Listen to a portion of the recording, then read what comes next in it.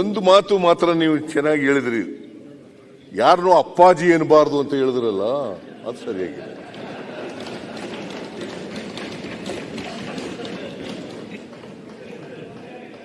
ಅಂದ್ರೆ ನಮ್ಮ ದೇಶದ correct 100% correct. I agree with you. ಯಾರು ಕಾಲು ಮುಟ್ಟಿ ನಮಸ್ಕಾರ ಮಾಡಬಾರ್ದು ಅಂತ ಹೇಳಿದವರು ನರೇಂದ್ರ ಮೋದಿ ಅವರು. ಅದಕ್ಕೆ ನಾ ಹೇಳಿದ್ದು, ಇಲ್ಲಿ ಅಪ್ಪಾಜಿ ಸಂಸ್ಕೃತಿ ಕರ್ನಾಟಕದಲ್ಲಿ ಹೋಗ್ಬೇಕು. ಕಾಲು ಹಿಡಿದು ಕಾಲು ಮುಟ್ಟೋದು, ನಾವು ಯಾರಿಗಾದ್ರೂ ಅಪ್ಪಾಜಿ ಅನ್ಬೇಕಂದ್ರೆ ನಾವು ಯಾರಿಗೆ ಹುಟ್ಟಿರ್ತೀವ್ರ ಗಟ್ಟೆನ. You are absolutely correct. Thank you sir. 100% correct.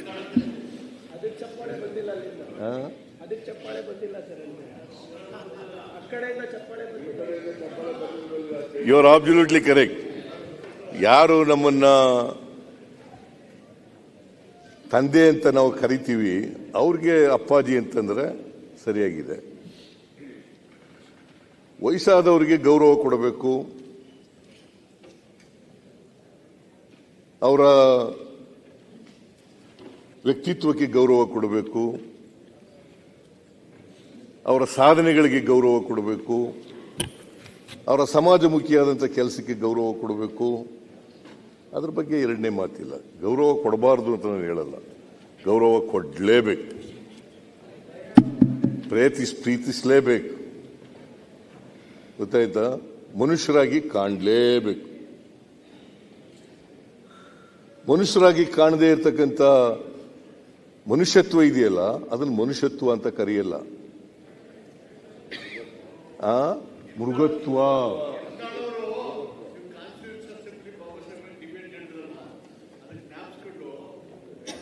ಮಾಡಬೇಡಿ.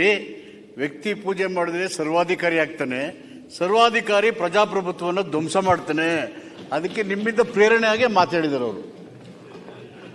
ಸರ್, ಒಂದೊಂದ್ಸಾರಿ ವ್ಯಕ್ತಿ ಪೂಜೆ ನಿಮ್ಮಲ್ಲಿ ಇಲ್ವಾ? ಕರೆಕ್ಟ್ ಆಗಿ ಮಾತಾಡ್ತಾರೆ. ಎಲ್ಲಿದ್ರು ವ್ಯಕ್ತಿ ಪೂಜೆ ಇರ್ಲಿಕ್ಕೆ ಮಂತ್ರಿ ಆದ್ರಲ್ಲ. ಕುಟುಂಬ ಪೂಜೆ ಸರಿ. ಅಪ್ಪಾಜಿ ಎಂಬುದು ಕೊಡೋದು, ಅದಕ್ಕೆ ಅಪ್ಪಾಜಿ ಕುಟುಂಬ, ಅದಕ್ಕೆ ಕುಟುಂಬ ಪೂಜೆ ಸರಿ. ಅರವಿಂದ್ ಅವರೇ, ಕುಟುಂಬ ಯತ್ನಾಳ್ ಸಾಹೇಬ್ರು ನಿಮ್ಗೆ ಅರ್ಥ ಆಗಿಲ್ಲ ಅನ್ಸುತ್ತೆ.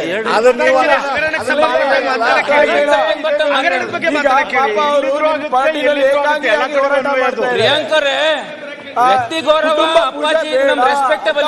ನಾವು ಯಾವ ತರ ಕೊಡ್ತೀವಿ ಆ ತರ ಇರ್ತದೆ. ನಿಮ್ಮ ಬಾಯಿಂದ ಕೇಳಿದ್ರೆ ಭಾರಿ ಬೇಜಾರಾಗ್ತದೆ. ನೀವು ಹಿನ್ನೆಲೆ ಗೊತ್ತು, ಅವರು ಏನ್ ಹೇಳಿದ್ರು ಅಂದ್ರೆ ವ್ಯಕ್ತಿ ಪೂಜೆ ಬೇಡ ಅಂತ ಬಹಳವಾಗಿ ಅರ್ಥ ಮಾಡ್ಕೊಳ್ಳಿ.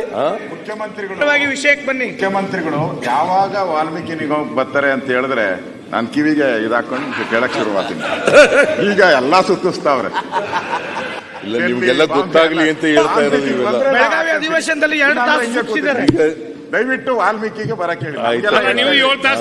ವಾಲ್ಮೀಕಿಗೆ ಬರೋದು ಮುಖ್ಯಮಂತ್ರಿಗೆ ಹೇಳ್ಬೇಕು ನೀವು.